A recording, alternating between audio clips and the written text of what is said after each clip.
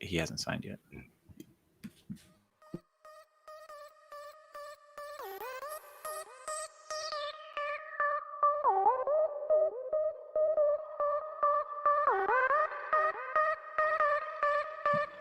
Welcome to the Empty Wagon Fantasy Football Show. It's Brad, Eric, and Josh, and we're here to talk fantasy football. We're here to talk about everything. We are powered by the FSA, the Fantasy Sports Alliance. And if you don't know what that is, then you're not doing fantasy right, is all I'm saying. He's got a point. How you boys doing? I'm back. He's back. Woo! The tripod is complete once again. Let's go. There we go. That's what I'm talking about. I'm dragging right now. I drank some coffee. I'm ready to go, boys. I knew I had to be pumped and bring the energy tonight. I knew it. I'm like, no caffeine.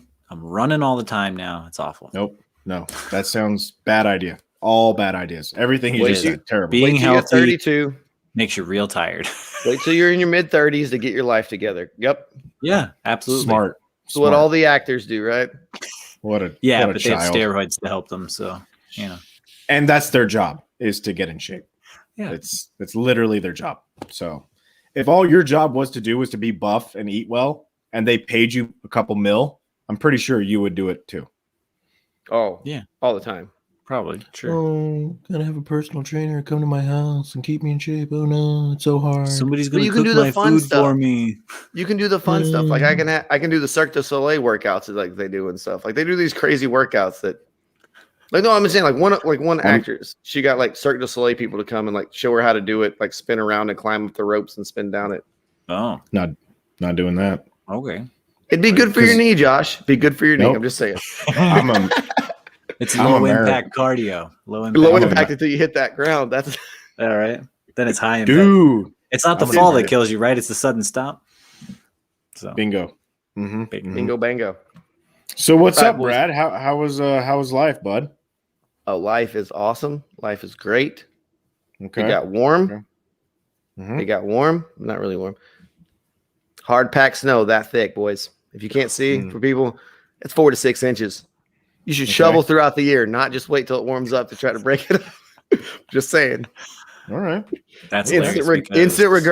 Instant regrets. It's been 70 degrees here like every day for the past week. Oh, I know.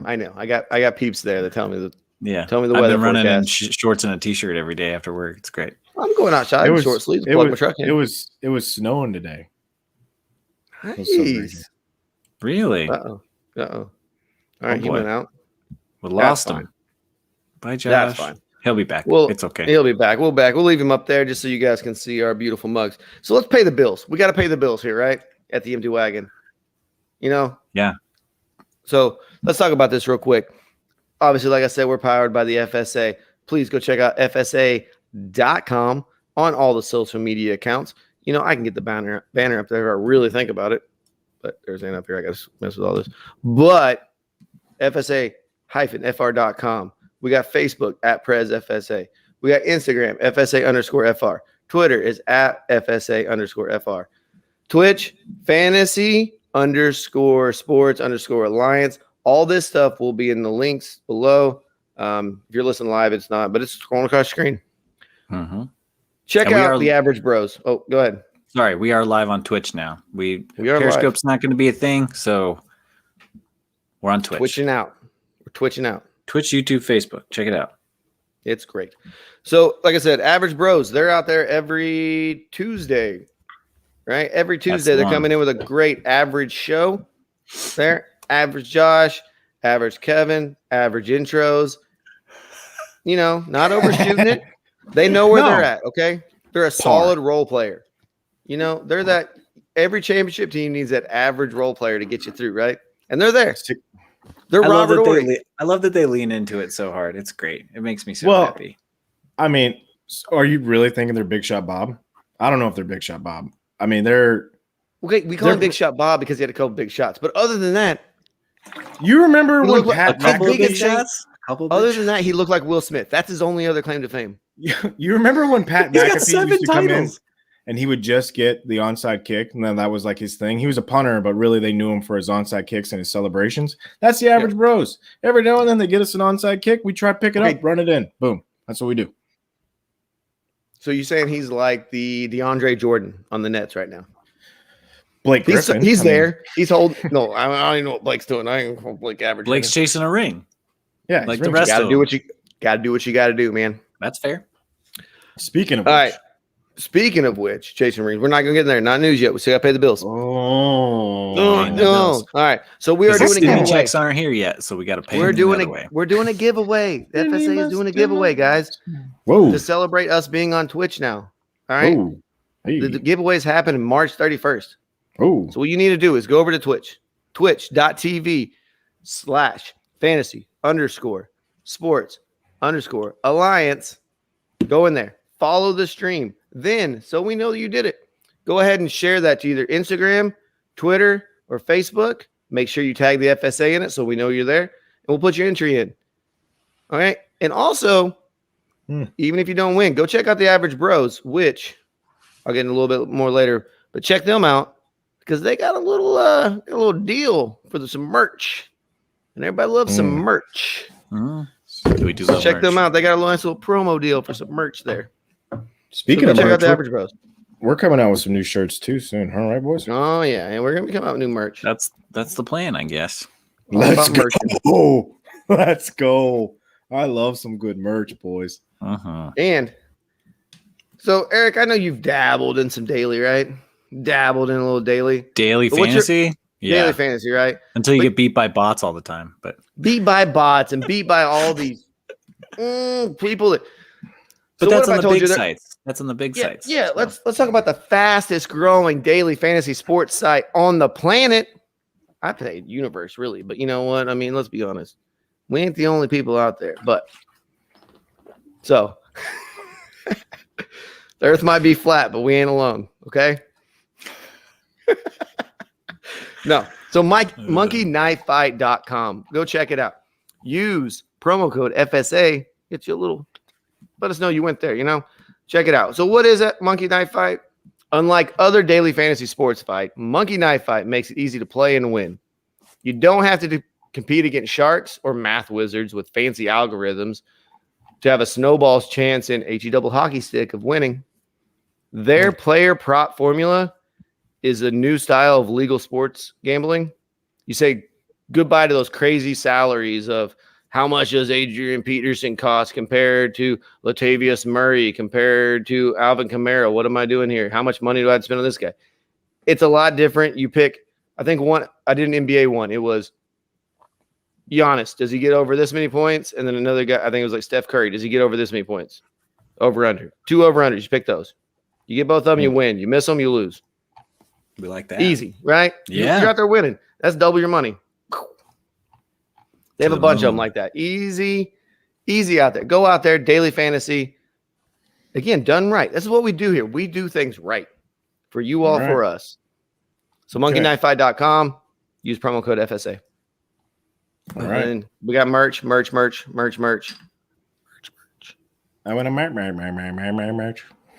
All right, Josh. I know I kind of slowed you down there. Well, I mean, so much stuff happened this week. Like, I think you got to. What happened in FSA? I'm just kidding. You got to start with the lead-in that Eric's boy got signed, and then Jerry Jones actually made the announcement. So the announcement was bigger than the actual signing. Did you guys hear what Jerry said? That money was. Did you hear what Jerry said? I heard Jerry said that Dak had all the leverage, and they overpaid. He said something like that. He said everything I've ever paid for that was worth having, I overpaid for. And anytime I got a bargain, it was just that. A bargain, if you know what I mean. I was like, so are you bragging that you have a lot of money? Are you saying that you did overpay Dak? Because now they have 3 players on offense, quarterback, receiver, and running back, who are within the top 5. They're in the top 5 of paid at their position in the entire NFL. And I don't think all 3 of them are top 5 in their positions. So, since you have those 3 guys carrying that much money, what does this mean for the Cowboys? Well, it means just like in many other situations when these guys get paid this much money, they're not going to be very effective by surrounding him with other players. Correct. More than likely. Yeah. Okay. Okay, they might not be a winning team, but fantasy-wise, we like this. Like this a lot, right? Yeah, sure. Yeah. I mean, they might not win a Super Bowl, but we don't care Dak about that. was the number one quarterback by a big margin, I think, before he got hurt, right? A substantial amount, yes. Like, I think he ended up as a QB2 for the year. Almost. He was right there. He was floating. He was beating out some dudes. And let's be real, the defense is not going to get any better through the draft or free agency because they don't have the money to spend now. So you have to hope cast-offs like Gerald McCoy and whatever else they can throw together. Leighton Vander Esch stays healthy, which he won't because Sean Lee won't either. Good. And then their corner and safety are going to walk in free agency because they're not going to get paid. So they're still going to have to throw it 50 times a game. Is that good for them? Are they going to win? No. But they'll put up fantasy numbers. So that's all that matters. Okay. Do you think this – so, Josh, you think this is a bad move for the Cowboys? Do you think it was a bad move to re-sign Dak? I think it was a bad idea to re-sign them to the price that they paid for him. I thought that was terrible. I think Zeke's the bad deal. Honestly, out of the three, Zeke's the worst deal. Zeke's a bad deal, too. I think him and Amari Cooper, both bad deals. I don't think the Dak one's a bad deal, honestly. I feel like Cooper's a bargain. $20 million for Amari Cooper a year? What are other I think his cap number's lower and stuff. I think there's some weird stuff you can do with that because he's a couple years in. You can play with some of that stuff. We'll talk about playing with the cap here in a minute. But just play with it. Yeah, play with it. So this year, the cap is going down roughly $17 million. No big deal. Down. NBD. So, I mean, we'll see what happens. Honestly, I think the Cowboys had to sign Dak, though. I think they had to. We saw what happened when Dak was out. That whole offense was just anemic. Right? There was nothing. $17 million is nothing. The Houston Texans have already spent $7 million on a washed-up linebacker and running back. It's no big deal. Yeah. But all I'm saying is I think Dak, honestly, they had to sign Dak. You after what they saw, like he said, he had all the leverage because there's nobody else there. The chance of them getting lucky and getting another 6th-round pick or a undrafted free agent like they did with Romo, you can't be going to that well too many times. You're going to get dysentery. Tell me the last time a quarterback who was top 5 salary won a Super Bowl. Exactly. Peyton Manning. You're probably wearing the jersey.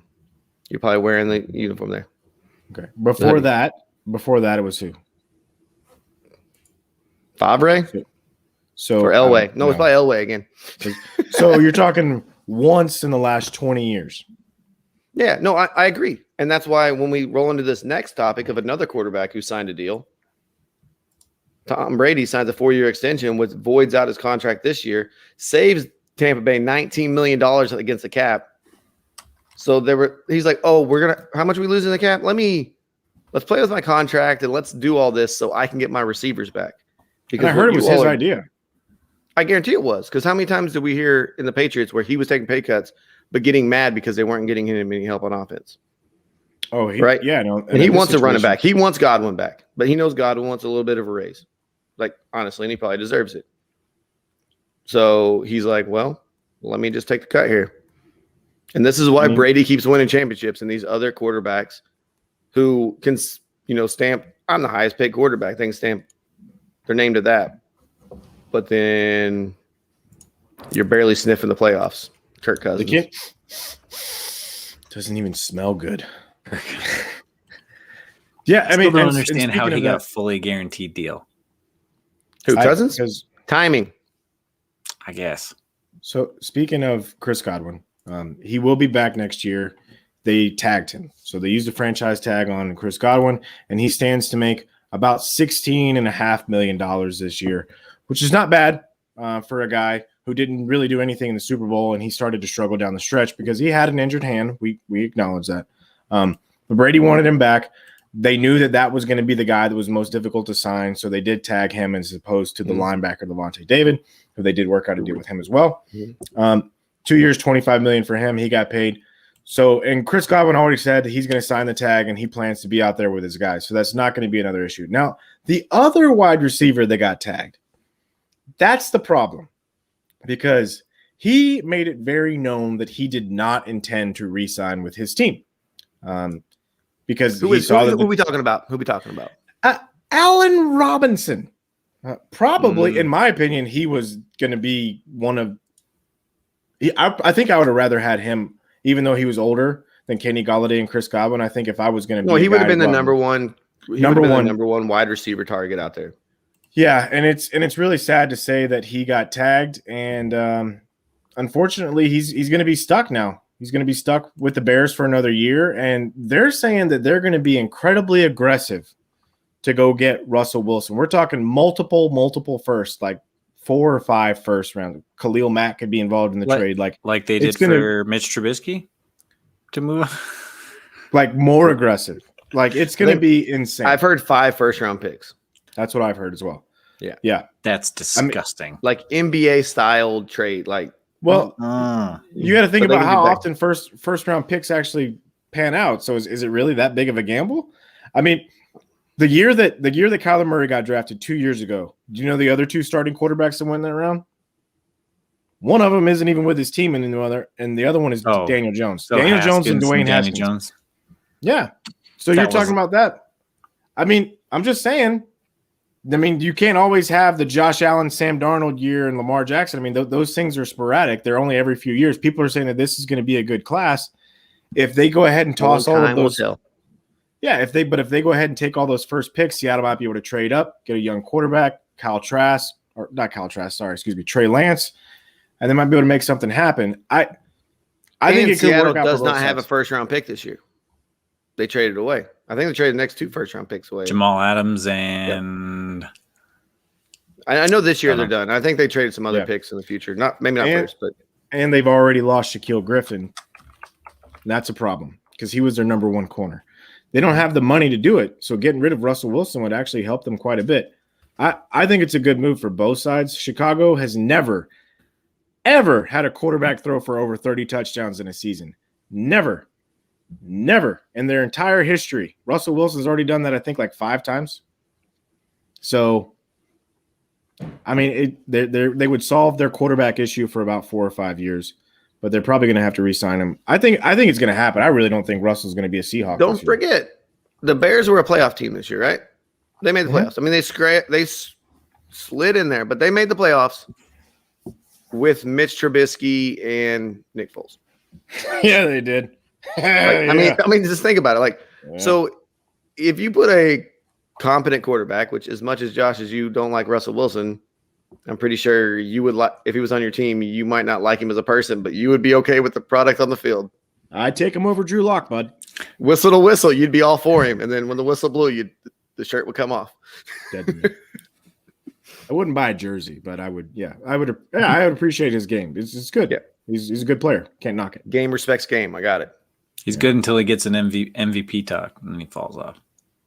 Did he fall off, or was that just the offense wasn't really? He got too big for his britches. That was the problem. Okay. Well, we need to go into that. So Allen Robinson got tagged. Do you think he signs the franchise tag? He'll sign it. It's too much money. I think he has to. I think he's somebody, we got to remember the ACL injury and the stuff he's had, and he understands that you take money when you can get the money. You don't walk away from the money. He knows that this sport's not forever. So yeah. But there were some guys who didn't get tagged we're kind of surprised about, right? Who are you surprised? Which one you start with? I was kind of surprised that Hunter Henry is no longer a Charger. Kenny Golladay is no longer a Lion. Those were some things that I was really surprised about. They can. Aaron Jones is no longer a Packer. I was surprised by Jones not getting tagged because that was only an $8 million hit. I was kind of surprised by that. They don't have or transition tagged. When you talk about the cap, though, that cap number falling really affects those teams being able to tag these players. No, 100%. But that they dropped a few guys, and I figured, $8 million. That's not really that big a deal. But when your quarterback's taking up like 30% of your cap room. Well, if they had transition tagged him, because I think a transition tag is like the average of like the last 10 years at the position. It's not the top 5 players at your position. So you can get them for even cheaper. and then he could talk to other teams. So if he signs somewhere else, he signs somewhere else, but you get him on the cheap. So I don't know why they didn't do that at least. So I think we should just address these three guys, and we'll talk about maybe some ideal landing spots or where we even think they could go. So first, we'll start with Aaron Jones right there. Do you think he's a Green Bay Packer next season? No. I don't either. I think they got A.J. Dillon, and they'll probably re-sign their boy for much, much cheaper. Jamal Williams. Know where I think where I think he's Williams. Going down to Jacksonville. Which we've talked about this before. We've all kind of thought that James Robinson isn't long for this world. We don't have a problem with what he did. He was great last year, but undrafted free agents, man. It's a paper thin commitment to these guys. What Chris Brown say about it? They ain't loyal. Yeah, Alex Collins found out about it. I was thinking Philip the same Lindsay thing. Philip Lindsay found out about it. Chris Carson's finding out about it right now. Yep. He also did not get re-signed by the Seahawks as of yet. So I think he will end up in Miami or Jacksonville. I think that's a great spot for him. They both have the cap space to do it. We know that New York. Hey, what's up, man? What's up, John D? Hey, where's Watson going? Yeah, Josh. Real quick, let's just move on. He has a question, right? What do you think of Watson? Do you think Watson's staying, going? I don't think he's playing in Houston. That's the problem. Is I think they're really petty. They are incredibly petty, and I wouldn't be surprised if they actually make him sit this year. I would not be surprised at all.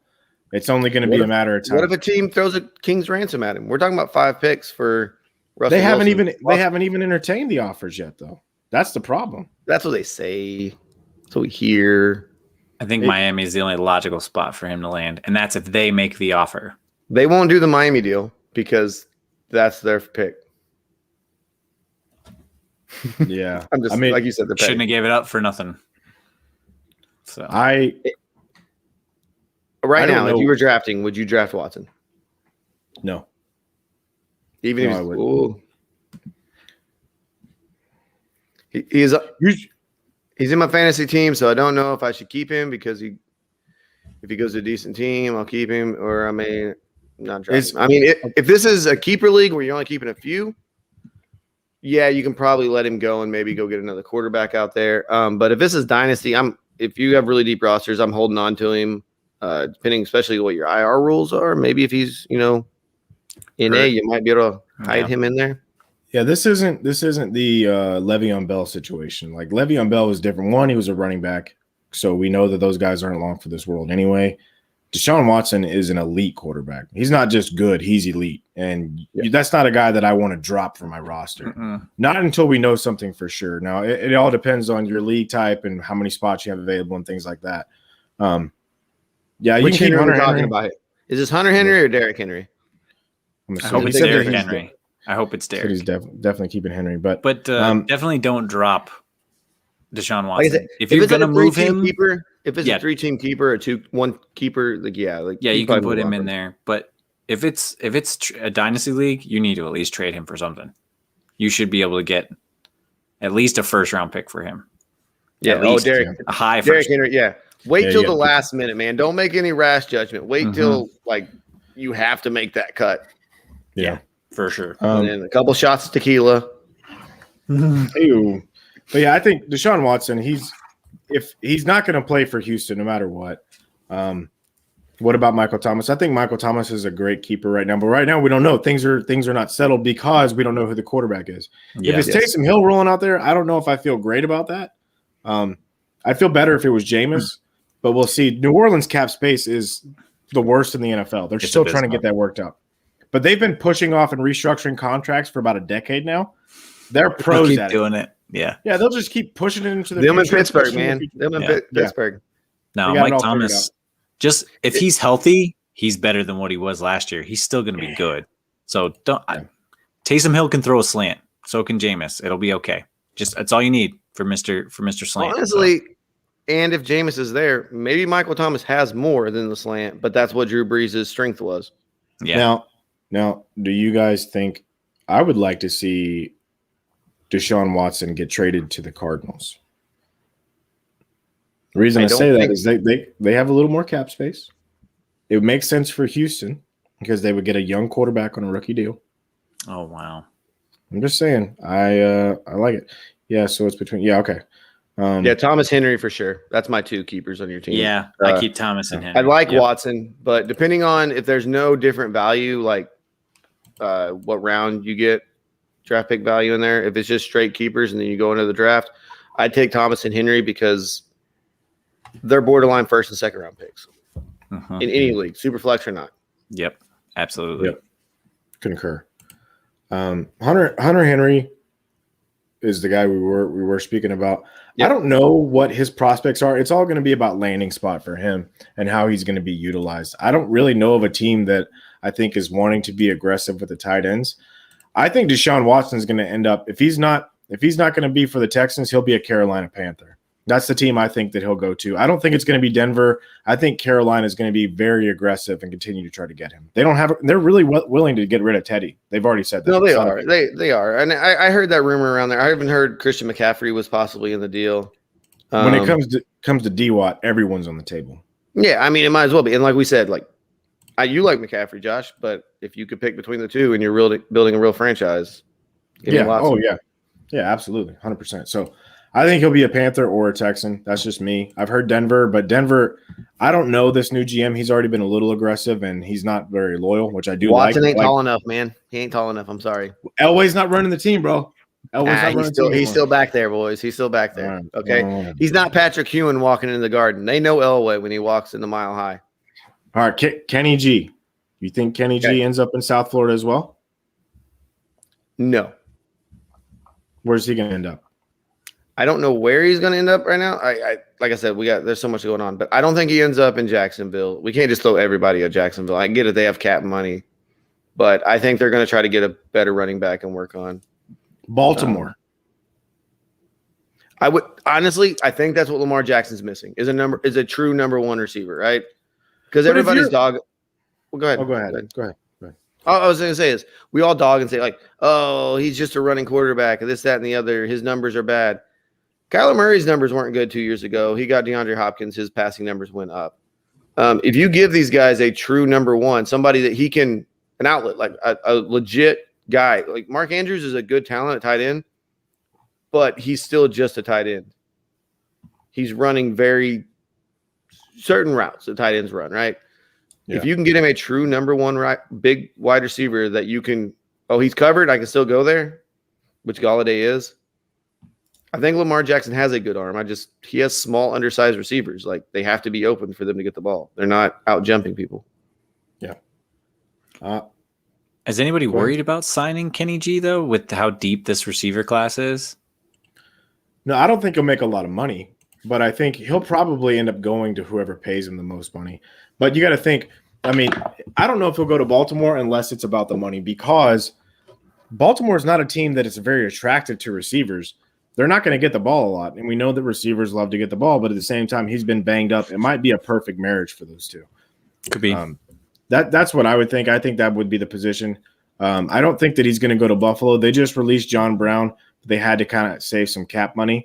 I think that would be interesting. They have a true number 1. I mean, yeah, they do. They don't really need Teddy G. They're working on defense this year. If they're trying to win, they're in run game. Yeah, there's a couple of things that are happening right now, but we will see what happens. I think Kenny G is going to end up. I'd like to see him in Baltimore. We got to do this for the guy who's here live. He wants to know favorite teams. Our favorite teams? Yep.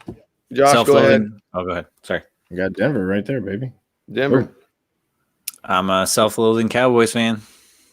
Well, you would think, I'm a Tampa Bay fan. I was, then I married into the Chargers, so now I'm a Chargers fan. But Justin Herbert, give me that haircut. I'm saying. Mm-hmm. Oh. And yes, you can get a good QB in the second or third round. You'll be okay. Keep Henry and Thomas.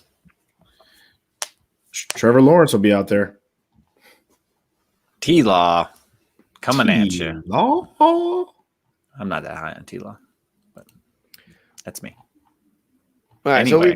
He can go so many places, but like you said, Eric, yes, is there an injury risk? A little bit, but there's an injury risk for everybody. You know what I'm saying? Like any player can get hurt, and that's what kind of is. I don't think teams are really too worried about that. So the Houston Texans decided they would release and then restructure the contract for David Johnson. He's only going to make $6 million this year, right? So then they took some of the money that they saved and they decided to go spend $3 million of it on Mark Ingram. So now they're paying a total of $9 million this season to 2 running backs that are on the wrong side of their careers. Stupid. That's all. I don't know what else you want me to say. It hurts both of them for their fantasy value. Mark Ingram wasn't getting any run later in the year last year. David Johnson was actually serviceable. He was fine. He would have been fine as their number one. There was no need to pay another guy $3 million. You could have scooped some guy up off the street. It makes no sense. The Houston Texans don't know what the heck they're doing. Still. I'm trying to find the silver lining in this, okay? And I want to say, like, they're just a piece away. They need that backup. No. But they're not. Like, it's not – this isn't Leonard Fournette going to Tampa Bay. This isn't, it's not Le'Veon going to the Chiefs or something like that. Like a fun piece they can add. Yeah. Remember, they were up big on the Chiefs the year that the Chiefs won the Super Bowl. Mm-hmm. The following year, they go 4-12. Mm-hmm. They're headed in the wrong direction fast. They got a guy who's a first-time head coach at 65 years old. He wasn't even a coordinator this year, David Culley. I'm not saying there's anything wrong with it. Don't you bring up age. Who's your coach? Vic Fangio, terrible coach. The oldest coach until Wade Phillips took over the Texans. Wasn't the Texans coach? Wasn't he the passing game coordinator? No, wasn't he the passing game coordinator for the Ravens and somebody before that who had like the 2 worst passing offenses during that time? And done it. He was the worst for that. But I mean, that's because he was helping everybody else out. Okay. No, that's because it's like when you're helping everybody else with their work, and then you let yours slack off because you're worried about everybody else. He's a team player. He's all the more reason that our viewers should let Watson go and keep Thomas and Derrick Henry. That's all. He's a stopgap until they get Josh McCown. Josh McCown. Coach in high school. Oh, we didn't even talk about the Patriots. They have officially signed their quarterback, boys. Their quarterback of the immediate future. $14 million. Now, it's not all guaranteed. He's going to get a $2 million signing bonus. He'll get 1.5 money in guaranteed money and per game bonuses. The remaining $9 million will have to be accrued via long shot incentives for the playoffs, Pro Bowl, All Pro, MVP, Super Bowl, etc. So Cam's probably going to make somewhere in the neighborhood of $5 million this year because they ain't going to the playoffs and they're not going to do anything special. But it makes sense for them because they have a quarterback who's kind of familiar with what they want to do. Hopefully he's feeling stronger because he was not the same guy after COVID when he had COVID last year. I think we can all agree with that. I'm okay with this. This doesn't bother me. It frees them up to go out there and be a little aggressive and hopefully build around him a little bit. I'm okay with it. I think they're going to draft a guy. They need to trade up to get somebody. Yeah. It's John. It's Cam Newton. They re-signed Cam Newton. I don't know. So is Cam I don't think Cam's a problem there. I think it's the wide receiver core. Julian Edelman was out all year last year, and they have nobody else that can get open. How dare you say that about Damiere Byrd and N'Keal Harry and whoever their tight end is? And James White. They also didn't really have a running game outside of Cam, so it's like, okay, well, we stuff him and we're good to go because he's not going to throw the ball because he can't. So. Really I think that Patriots they're in full rebuild, right? They let half their team like, oh, you guys just want to walk this year, go for it. So I don't know. He was good in fantasy for a little bit because of his legs early in the year, but then I think teams caught on to what was going on. They didn't respect his arm. They one-on-one the outside, and they just played spy cam and take him down. But he's going to make more money this year. $5 million. Keep getting them checks. Keep getting some checks. So Chris Carson, you brought it up. Josh, you brought up Chris Carson not getting tagged by Seattle. I think he gets a job. I think he'll get a job. Oh, yeah. Where do you think he ends up at? I mean, I think it'll be after the draft. I don't think he's getting signed until after the draft because we're going to see who gets what. Depending on what kind of money he wants, if he could land in Pittsburgh, since they don't have James Conner back no more, Because I think they're probably going to end up drafting someone for that position. I'd be surprised if they didn't. They've been trying to do it for the past few years. They have a far better history of drafting receivers than they do running backs. Don't they? Yeah, after Le'Veon Bell, they just haven't found that magic yet. And I don't know if the answer is Chris Carson. He hasn't really been that healthy the past couple of seasons that we would like him to be. He's going to have to take some money, a little bit of a loss. And I think running backs in general aren't going to make that much money. I'm surprised Mark Ingram got $3 million, to be honest with you. But it's the Texans. I mean, Chris Carson's still on the right side of 30, though. He's still younger. I mean, and that seems like a Pittsburgh move to me, like go out and get him. Or he could end up maybe in Buffalo. I mean, they're looking for a running back. That's another place, depending on if he wants to chase like a little bit of a ring, wants to be on a good team, and doesn't just want to go after the cash. I would like to see him with the New York Jets. I think that would be a good situation for him. Chris Carson? Why would you do that to him? Adam Gase is gone. It's okay. Yeah. Robert Saleh, because the reason I'm saying that is you're calling him Thomas Rawls. He's Thomas Rawls. That's what you're telling me. Who went from Seattle to the Jets. He's going to be in the Kyle Shanahan system up there in the Jets. Right now, all they got is LaMichael P. Ryan and some other scrub. So I'm just saying, I think it would be good for the Jets to take him. They'll get him on a good deal. They have plenty of cap space, and he's going to be a perfect little stopgap until they find their guy. I think it's a great situation. Yeah. And this isn't a really deep running back draft. Last year, tons of running backs in the draft. This year is very wide receiver heavy. There's some good running backs out there, but I don't think there's like guys you're going to plug in that can be 3-down backs. And I think Chris Carson can be. We saw it in Seattle, him being a 3-down back. Yeah, there's like maybe 2 guys who I think are really. I think there's 3, but I'm looking at 3 guys. Yeah, I'm looking at 3. Should we discuss? We can. I'm not 100% ready. I just started like breaking down my running back film, so I'm like, but I can go a little bit. Have we covered all the free big free agency stuff that matters? I mean, until like we really know landing spots, we're just out here guessing and throwing names and just saying the places with cap are taking players. Has anybody else moved? Juju? What about Juju? Is he a free agent? He will be. Oh. They ain't re-signing him. He wants a lot of money. Money nobody has. The Chiefs are going to restructure Patty Mahomes' contract. Okay, so actually, let's bring this up since they're desperately trying to get under the cap. They released both tackles. Yep. And they let their starting center walk a free agency. Yes. After watching that Super Bowl, what is the outlook for that team next year? If Pat Mahomes is running for his life all the time, what are we going to do? Gotta hit it in the draft, man. Yeah, I guess. Look at Aaron Rodgers after he signed his big deal. They looked. I know, but I'm nervous for Mahomes. That's what I'm saying. Aaron Rodgers did the same thing, and now we talk about his collarbones. They looked at their right tackle who missed the Super Bowl because he had a huge back injury, and he probably wouldn't be available for the start of the season. They looked at their left tackle, Eric Fisher, who tore his Achilles, right, I believe, in the AFC Championship game. So he wasn't going to be ready for the start of the season either. So they looked at their 2 starting tackles and they said, these guys aren't getting any younger. We owe them a lot of money. We can save a lot of money by cutting them, and there's going to be deals to be had in free agency. I thought it was a smart move because they knew that with the team that they had and what happened in that Super Bowl, they couldn't start the season without those guys anyway. So they had to make a move, and I'm okay with it. I think it was smart business, honestly. That's interesting. It was, but if those dudes are healthy, we saw what they did throughout the year when Patrick Mahomes has time. I mean, I think we're looking at a different Super Bowl if they're there. Yeah, sure. But at least if you still have them on the roster, there's light at the end of the tunnel. They're going to come back eventually. And now, what are you plugging those holes with? You don't have. Hold on. Hold on. Whoa. Stop. You're a Cowboys fan. What? Who's your center that missed like 2.5 years and you guys just kept waiting for him to come back? Travis Frederick. Yeah. Should have cut him.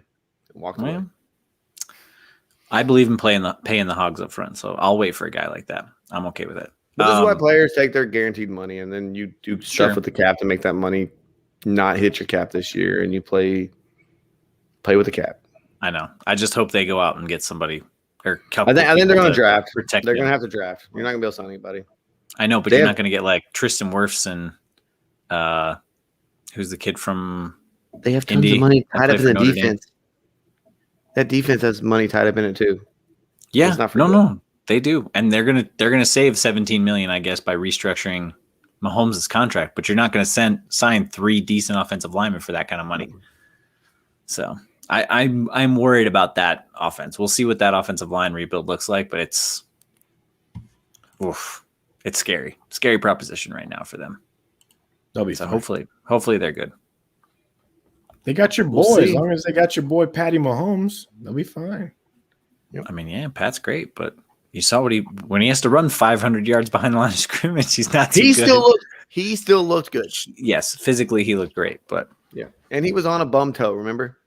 He was on a bum foot. Yeah, yeah, that's true. And the old Damn. Turf McGurf. Yeah. turf McGurf. All right, you want to talk about some rookies? Want to do some rookie talk? I mean, I love rookies. Let's do it. Sure. Who do we want to start with? I think we have to address. I mean, it depends. Are we talking are we talking super flex here? Or are we talking just straight up? FSA is super flex. It is. So we can talk super flex. Okay. You guys want to do kind of a makeshift little draft here? We'll just do a makeshift little draft. Okay. We ready for Well, that? we can just go ahead and skip the number 1 pick. We already know who that is. So Yeah, that's what I'm saying. Like, so who wants to go? Eric, you want to go first? Since I know don't think you're ready for this.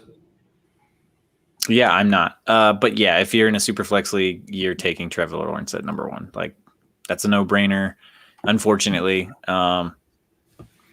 he's got all the talent you could want. He's 6'6", 220. Yeah, he had the non-throwing shoulder cleaned up in the offseason. He'll be ready for the start of camp and all that stuff. If there's camp, fingers crossed there's camp, and these guys can play together before the season starts. And he'll be fine. He'll be in Jacksonville, so he's got DJ Chark, he's got Robinson, Laviscus Chenault. I think they were talking like before the draft, or when they were talking about drafting him. So he'll be fine. I think he's gonna throw a lot of interceptions this first year. Oh yeah. Like most rookies do. All the good ones do. All the good ones do. Yeah. Peyton Manning threw a lot. I do worry about I just don't. It's a lot of pressure to be the number 1 overall pick, right? And he is going to be that guy. Yeah, since you were a freshman. So other than that, really like great game against Alabama in 2018 it was. Him against like elite defenses isn't the best of numbers and tape. So because I did get to watch a little bit on him this week. I was trying to break him down this week, so I get to watch a little bit. And don't get me wrong, his footwork's clean. His motion's good. He does hold the ball a little bit too long here and there. There were very few games in his stat lines where he doesn't take a sack. So, and you figure playing behind a team as good as he did, that he would avoid sacks more often. Like, he doesn't climb the pocket that well yet. He'll learn, hopefully, but we'll see what happens. But yeah, you're taking him number 1 overall. Yeah. Josh, you want to go with number 2? Who do you think it is? For me, so in a super flex, you're probably still going to take a quarterback because there's going to be 5 of them drafted in the first round. It's not Mac Jones for me. I think he'll be at a decent team. And then it really boils down to the other 3 guys. And we talked about not Jamar Chase. It's Trevor Lawrence. It's Justin Fields. It's Zach Wilson and Trey Lance. Okay. So Justin Fields is the one that was really coming out, and he was going to be the number 2 after that great semifinal game that he had. Mm-hmm. But then he kind of fell off when it came to the championship game. And Trey Lance, he's only played 17 games. I think he's going to be really, really raw. And then there's Zach Wilson. I don't care. Look where he's coming from, baby. BYU. Nope. And Trey Lance. Zach Wilson's coming from BYU, and Trey Lance is coming from North Dakota State. If it's me here, I'm taking. I'm sorry, I have to take Trey Lance. Trey Watch 2021. I think Zach Wilson would get drafted ahead of him in the draft. Mm-hmm. I do want to say that in the NFL draft, which is bad. But I think for fantasy, it's bad. But for fantasy, I think Trey Lance is going to be the better prospect. And the reason I say that is He only played 17 games in college altogether. He did win a championship that first year. He didn't throw one interception in the entire season. He's at 28 touchdowns, 0 interceptions. Now, he averaged about 18 attempts per game, so that's not great. But he did exactly what they asked him to do. And in this offense, they gave him more and more responsibility that a lot of these other guys don't get. They allowed him to make audibles at the line. They allowed him to shift the blocking schemes and move the offensive lineman the way that he wanted him to. They got him ready to be a professional quarterback. And he's going to throw a lot more in the NFL, obviously. But he's got this nice prototypical size. I think he's 6'4". He's 6'4", 6'5". Trey Lance, 6'2". Yeah. They're all on ESPN, they're all listed as 6'3". Zach Wilson, Trey Lance, and Justin Fields are all 6'3". Somebody's lying. I'm just saying. He's 6'4", so I was right about that. ESPN says 6'3". I'm just saying. What are you looking at, Josh? ESPN's a bunch of liars. I'm just looking at Google. He's 6'4", and I'm looking at 6'2", and I'm looking at 6'3" for the other guys. So he's incredibly athletic. He was a safety the same year he was started as a quarterback as a senior in high school. He actually had 3 picks and like over 50 tackles. Very good. I just learned that today, actually. So he's sunshine. He's incredibly athletic. He's athletic. People have compared him to Lamar Jackson. He's not as fast as Lamar Jackson, but he is very mobile, and he's a guy that I would love to have on my team. Fantasy-wise, that's the guy that I want. I want him, and I want him to be on my team. Brad, your turn. Okay, so it's between the two quarterbacks, right? Because we're still in Superflex, and like you said, you mentioned every quarterback under the sun, right? Well, I didn't mention Kellen Mond from Texas A&M, but I could. No one's tracking him in the top 5. Well, I am. Yeah. So, but I mean, you named the top 4, the big 4 we're talking about, the ones that'll probably go high in the NFL draft. Justin Fields, we like him, but we worry about his size. I mean, that's what I'm saying. I worry about his size and the hits he was taking. All right, and then you, like you said, the boy from BYU, man, Zach Wilson. He's going in right now, ranked pretty high. He'll probably get drafted by a team. I don't know where he goes, though. That's my problem with these quarterbacks. I can't. Yeah, he gets beat up like Joe Burrow, and he isn't Joe Burrow's talent. Like, I don't like this. Like, does he go to the Jets? Yeah, I've seen him going to the Jets, or I've seen them flipping with Atlanta and him going to Atlanta because they need to replace him. If he goes to Atlanta, does he play this year? Like, no, I would hope not. He's probably my next pick, but the thing is, I don't think he's playing this year. You're not starting this year. Throw him on the taxi squad. Wait, you're good. Yeah, he'll be a taxi squad guy if you have taxi squad space. So I'm going Zach Wilson, just BYU. He's got all the hype out there. I do like Trey Lance better. I'm with Josh on that. And biggest reason is that Kuiper likes Zach Wilson better than Trey Lance, so I just go opposite. Kuiper. Just flip it. It's fair. But it's always nice to have a guy that can beat the defense with his legs, though. Like, they clearly can succeed in the NFL now, and they usually put up really good fantasy numbers. So I don't blame you for taking Trey Lance there. What I like about Justin Fields is he's got a little bit of Johnny Manziel, Baker Mayfield in him. He's a little spicy. I like that. So we'll just snake this back around. I'll just bring up Justin Fields right now. We'll talk about Ohio State. And like Eric said, after that Clemson game, there was talk of him being better than Trevor Lawrence, being the 1-1 in fantasy drafts. The hype train was on like full tilt. We were all quarantined up and just hype training him hard. Played 7 games all year, and we're like, wow. Right? And Ohio State, that was their 7th game of the year? Yes. Because somebody said that they shouldn't be in the playoff because they only played 6 games. The league changed the rules to get them in, but they whatever. Beat the doors off the teams that said they shouldn't have been there. So I like Justin Fields. What I don't like is that I saw him mock to the Patriots, and I'm like, Well, that's interesting. I've seen Trey Lance going to the Patriots, but I've seen everybody on the Sun. The mocks are going crazy, but the mocks are crazy. Justin Fields, if he can go to a good spot, I want to see him with a good quarterback coach or a good offensive coordinator that can work his talents, because I think he does have a lot of talent. But everybody gets scared. Ohio State quarterbacks, man. Name me the last good one. Braxton Miller. Not Braxton Miller. Sorry. Who was the one that went wide receiver? He played 1 year for Oakland. Oh, man. Oh. He played for Cleveland. Yeah, He's he a went wide to Cleveland. receiver. He had a good Washington years as a wide That's gonna receiver. bug me. Terrell Pryor, he's a New York. Terrell There you Pryor, go. yeah. There you go. He had New one York good Jet. year for Oakland. The Hugh Jackson coaching the Raiders year. Oddly enough, yes. Yes. Yeah. So my cat's going crazy over here. She's all up in my grill piece. He's 6'3", So- 228. Yeah, He's got good size. he does. And he didn't look that big in the game, but obviously there's pro day numbers. You can't dispute those. Yeah, You can't dispute smaller. pro day numbers. I mean, Zach Wilson's listed at 209, so that worries me a little bit. Yeah. All right, Josh, who would you take next? Are we done with quarterbacks? Well, I was done with quarterbacks after the third pick because this guy, to me, I have him ranked higher than I do your boy. So I decided to go with another guy who is actually a little bit bigger than your pick, Brad. I'm going with a running back here, Naji Harris out of Alabama. 6'2", 230 pounds. That's a beefcake, bud. He spent 4 years in the University of Alabama, which means he's a full-grown man. He's 23 years old, boys. 4 years in Alabama. You know what that does to you? Saban's worked you to death. Actually, you would think that. You would. But Alabama, they actually split his carries.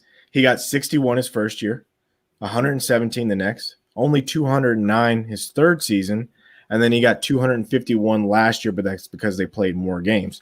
What's impressive is the number of receptions he had. Last year, he had 43 receptions for 425 yards. He even caught 4 touchdowns, not to mention he ran for 26.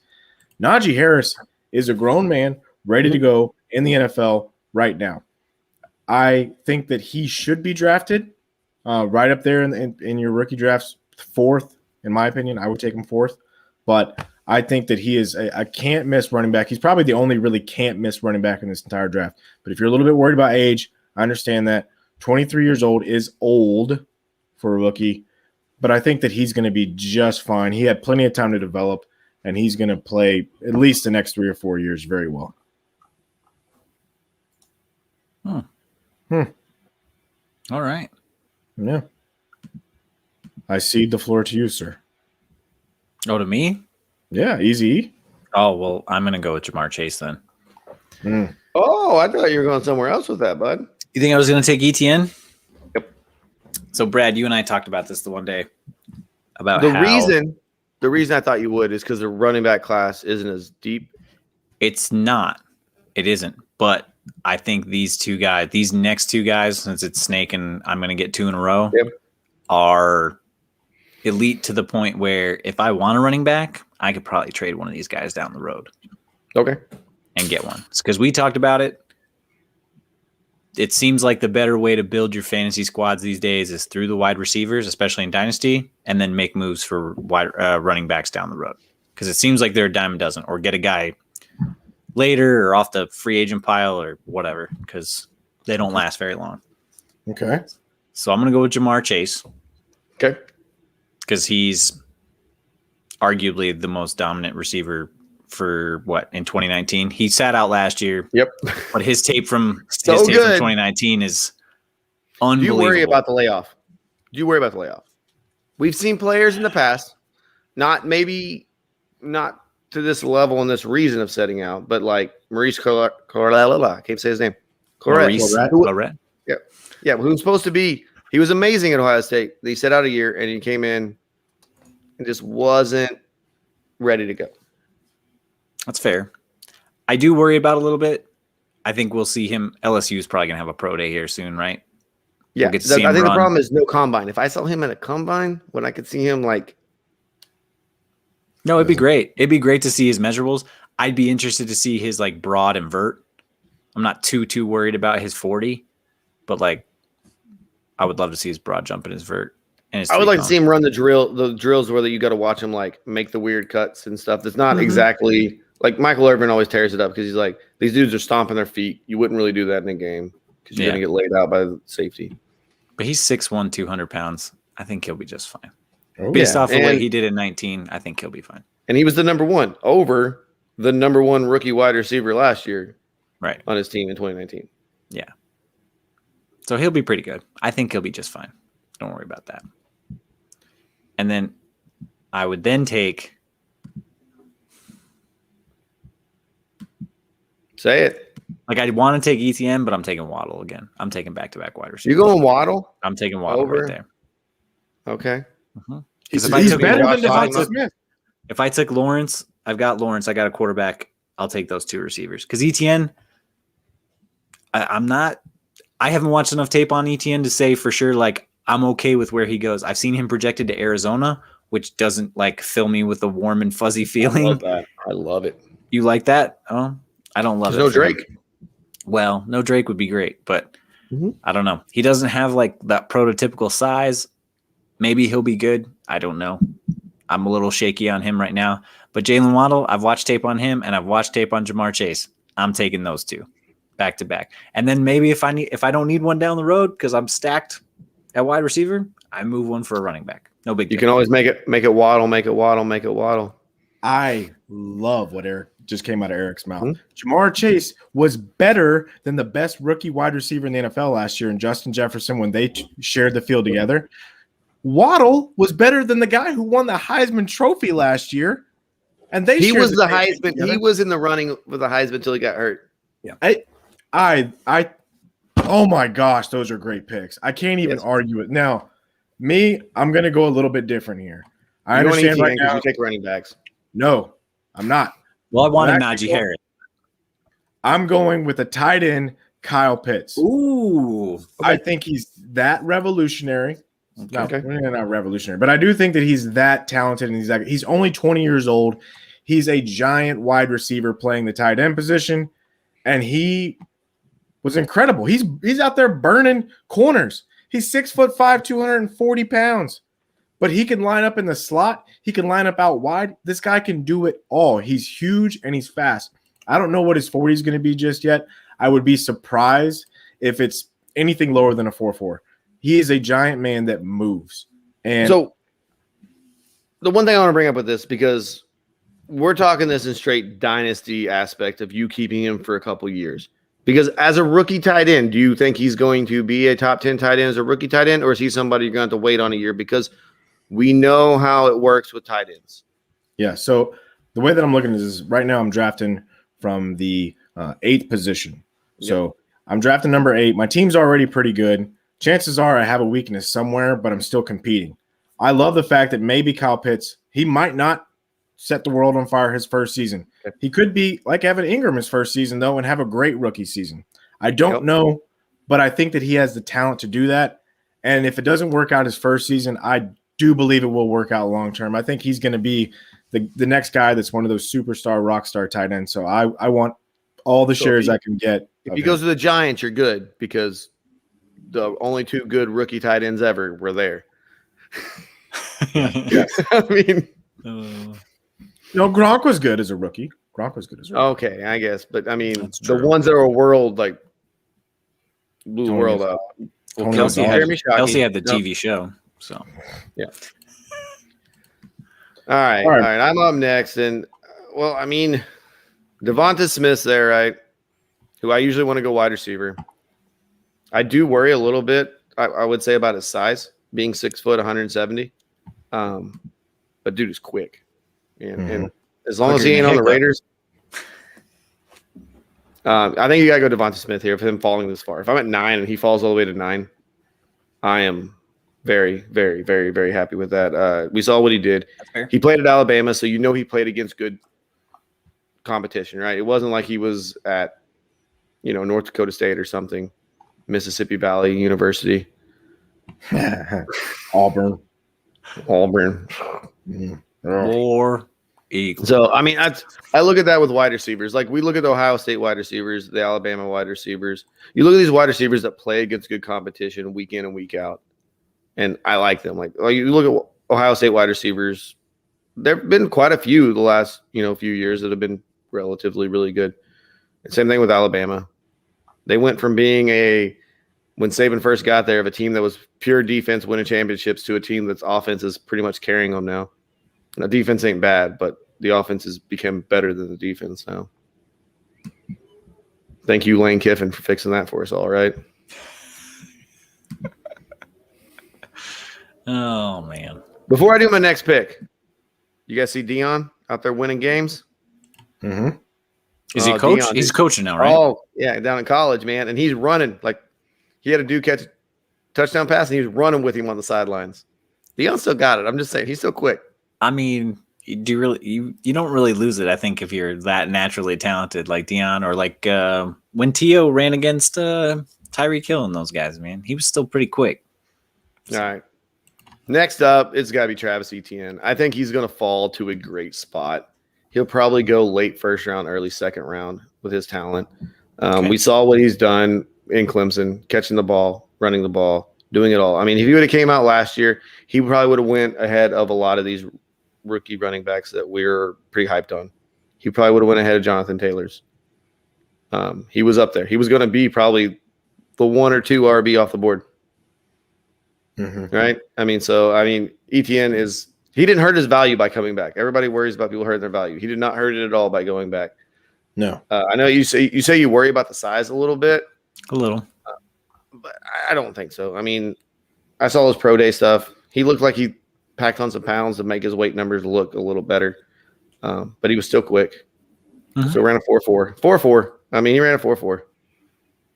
Straight line. Oh yeah, speed. no, he moves. He moves. Yeah.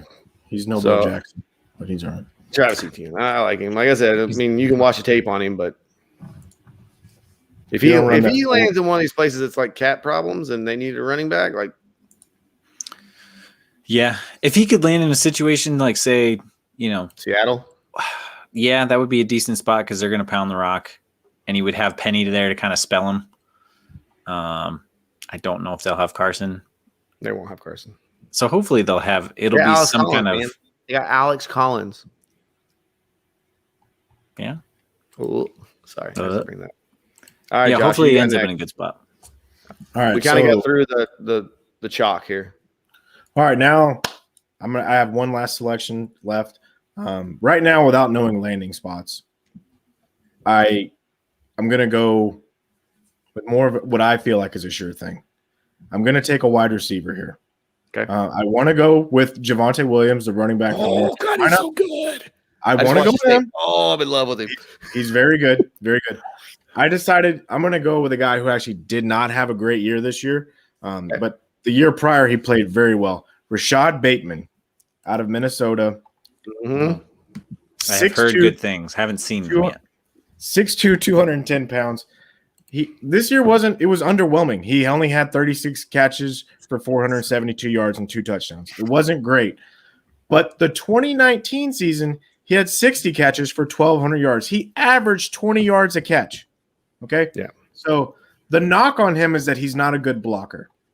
And the other knock on him is that he only has one speed. Go. What, dude, fast? Ooh. Yeah. He can't downshift. He plays you know where he's going, right? You know where he's going. Packers. No, he's going to be down there with you, Josh. Raiders. He's a Raider Nation guy if I've ever heard one in my life. The Raiders. Oh, he's fast. No. He's quicker than a hiccup. Him and Henry Ruggs on the opposite sides? No, because he's a very good route runner. He's a route runner. Yeah. Like, he only came back for one game this year, right? 1 or 2? No, he opted out. I thought he opted out, then he came back in. Yeah, he came back halfway through the season, but then he left again because he was like, I'm hurting my draft stock. So yeah, it wasn't very helping him. So as long as he doesn't go to like Baltimore, I think he's going to be great because his route running is incredible. It's like Jerry Jeudy. Jerry Jeudy, we talked about how great he was with his route running. Rashad Bateman's the same way. And Rashad Bateman he didn't have a lot to work with in Minnesota, the Golden Gophers. He made his quarterback look very good. There were several times when he was overthrown or underthrown, and he just goes and gets it. So I think he's going to be a guy who, right now, without knowing landing spots, I want him on my team. I think that he is going to be a fantastic prospect in the years to come. Easy. Last pick, bud. I'll take Javonte then, since Brad's in love with him. I'll snake him. Oh, God. You may give me my notes. You may give me my notes. He's 5'10", 220. Perfect. I mean, prototypical size, right? He played for UNC, who I know, Eric, you don't watch a lot of college, but they did have a really good offensive line this year. They had 2 running backs with over 1,000 yards. Mm-hmm. Yeah, he's got great balance though. You watch him, man. The first tackle, like a little late tackle, is not going to get him down. 19 touchdowns this year. Oh my god!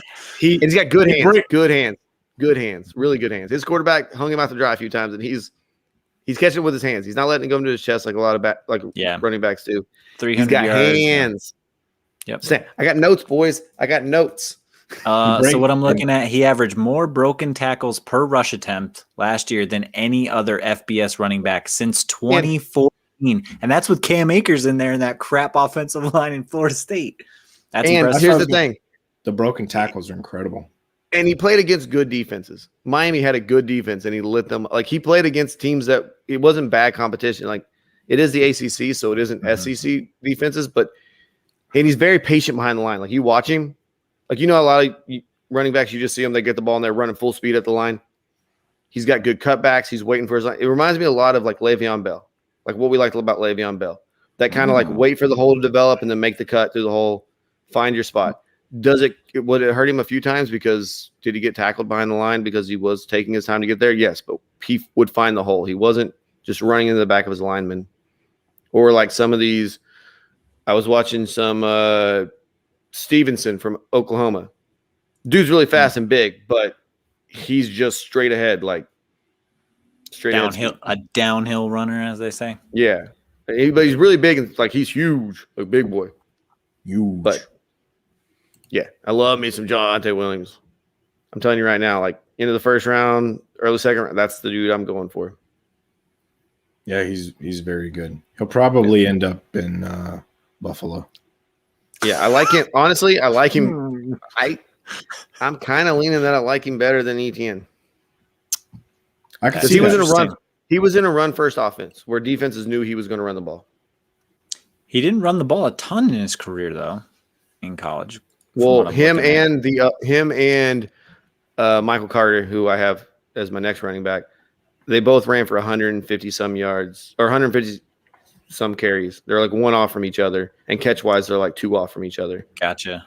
And that was a knock we heard about Antonio Gibson. I bought into it. I was like, yeah, he's too raw, and then he's great last year. But he's smaller too. Like that's what I think the Michael Carter kind of thing is. He's a little bit smaller of a back. Yeah, but I think there's something we shouldn't throw that out. If they can run, they can run. Like if they know how to move their body and get around guys and shift around and find the hole and accelerate downfield. Yeah, live with that. But I really like component, or they didn't. Javonte Williams' hands is what surprised me the most. That's what I'm watching these running backs is their hands, especially because we're talking about PPR. Is the hands like how are they? Are they just there to catch a couple passes? Are they going to be like who's our boy that does jumping jacks and they won't turn the ball? Ronald was it Ron? No, the guy from the Raiders, Josh Jacobs. Yeah, he's out there doing jumping jacks wide open. Ain't nobody within 50 miles of, and they're like, "Not going your way, bud." Pretty upsetting. That's interesting. 7.3 yards per carry. He was very good. Watch him that tape, man. Watch him that tape. I'm going to do that. I was watching Kyle Pitt tape after me and Josh talked about him last week, and I was like, oh, my God. He's very good. But I worry. SEC, too. It's SEC. Like Josh said, if you can hold on to him, if you're in a league that you can hold on to him, but if you're in something with don't have taxi squads or something, he might not break out that first year. Yeah. Oh, he's going to. He's going to break out like a 13-year-old's face. It depends on where he goes and how they want to use tight. Like if he goes to a team that's fine with the tight end splitting out and not playing at the end of the line and blocking a lot. Sure. Yeah. We'll see. Like you said, Brad, before we started, without landing spots, it's tough, but yeah, we'll see. Because remember, DeAndre Swift was our guy, 100%, number one. And then draft happening. It was like Lions. Okay, moving on from him. You're to us. I'm still happy with DeAndre. Well, yeah, because the right bad now, man's gone. Well, the bad man is gone. Jared Goff. Adrian Peterson. Makes me real sad. Adrian Peterson still there? Well, I thought you were talking about Matt Patricia because he's a terrible offensive mind. But no. Should be nice. Draft's around the corner. It's right there. It's weird not having the combine already where I could watch. Super weird. Pro days are pro days, man. Pro days just aren't the same. I'm sorry. I don't trust them. because they're in their ideal like situation. Yeah. They're set up for success. They're familiar with everything that's there. They didn't have to travel anywhere.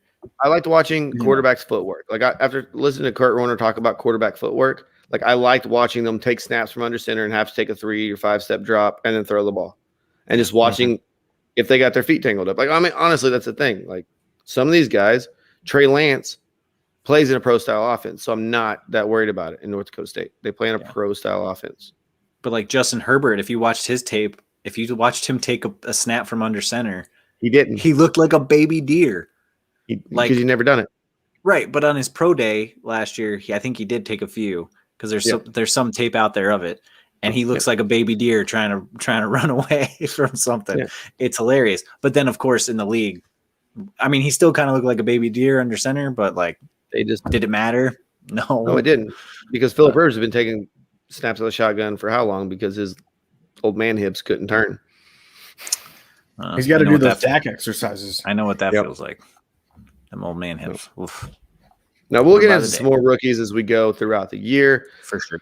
We watch more tape because tape is everything that matters. You got to see these guys in game film, watch them play against competitions. Don't just watch highlights.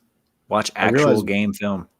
We got to quit saying tape because young people won't understand what that means. Yeah, it's Scotch tape, man. Double-sided. All right. You boys ready to wrap this thing up? I guess. I miss you all. Miss you guys. Miss you guys too. This was fun though. Huh? Thanks for tuning in to the Empty Wagon Fantasy Football Podcast.